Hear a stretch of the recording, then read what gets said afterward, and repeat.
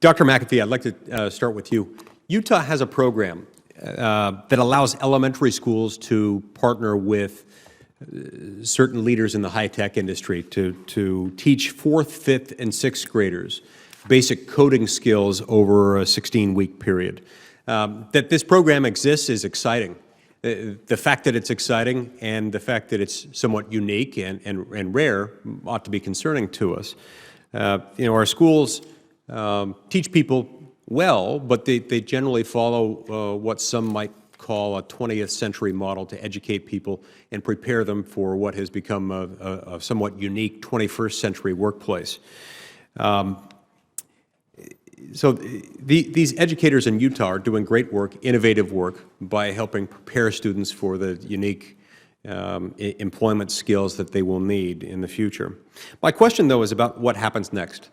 I think it's possible that what we think of as high-skilled jobs today could easily become tomorrow's low-skilled jobs, such that in much the same way that the high-skilled welders of yesterday, many of whom have now been replaced, at least on assembly lines for automobiles and many other manufactured products, many of them are now without jobs. So software developers today could find that in many instances, their jobs have been replaced through automation. What do you think happens when that occurs? And when we develop technology that does our coding for us?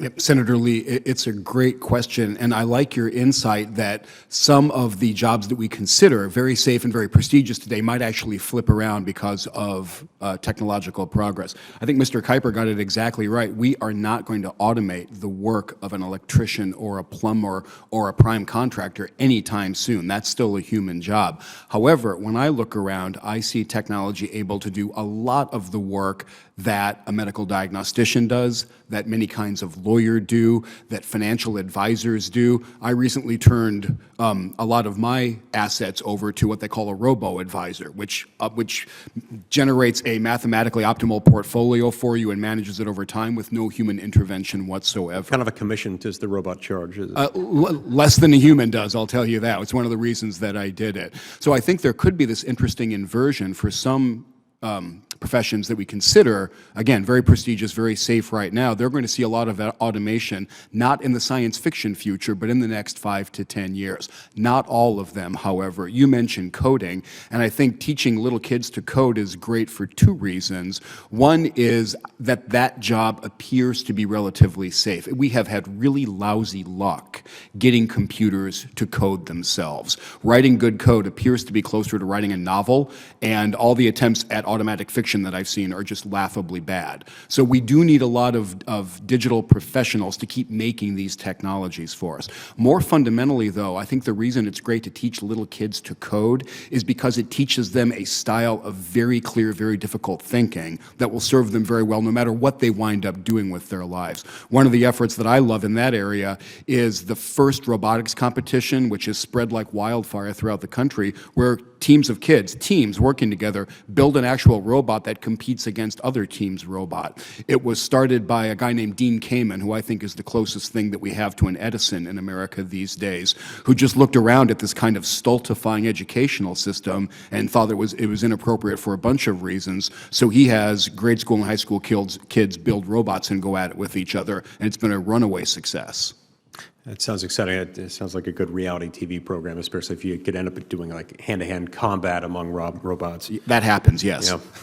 Mr. Kuiper, you talk in your testimony about the nature of the work and the value of work, both to individuals and to society as a whole. What do you think the innate human desire to create value and to be valued in society and by society, what do you think is to come of that, and how do you think that will be affected by these changes in technology? And in particular, as more jobs become automated, do you think for some of the reasons I just mentioned that it would be somewhat hazardous to adopt policies that would involve subsidizing non-work, what would that do to that desire to create value and to lead to new and different jobs? Well, that's a wonderful and very complicated set of questions. Let me deal with the last part first.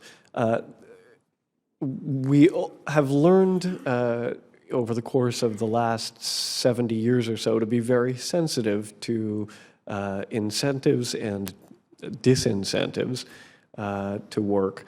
We saw in the major battles over welfare reform in the 1990s, huge disputes about how law might incentivize or disincentivize work.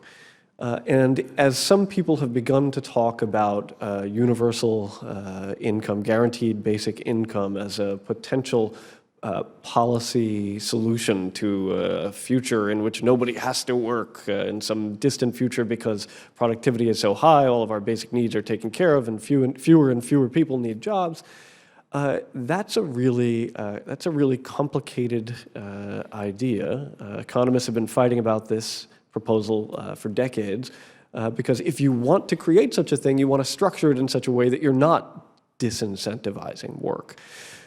Some of the most interesting and creative approaches to the guaranteed income policy are approaches that structure it in such a way that they encourage good behavior, including involvement in the economy. So I think it's very likely that we'll hear people from both the left and the right really start to discuss and analyze and debate guaranteed income in the years ahead. As that happens, it's going to be important to really attend to that sensitive question that you're pointing out, the question of making sure we're not disincentivizing work, because, as you say, work is, it's not just a matter of doing something that you dislike for which you are compensated. At its worst, that's what it can, well, at its worst, it can be even worse than that. But at its minimum, it's that. But it can also be a source of pride and dignity, self-definition, and meaning and purpose in human life. And that's sometimes it sounds a little idealistic, I know, but it's really true when you talk to people and we kind of stop looking just at the economic numbers, but listen to the anecdotes, the anecdata as well. Thank you very much. Thank you. I see my time's expired. I'll save my rest of my questions for the second round. Thank you.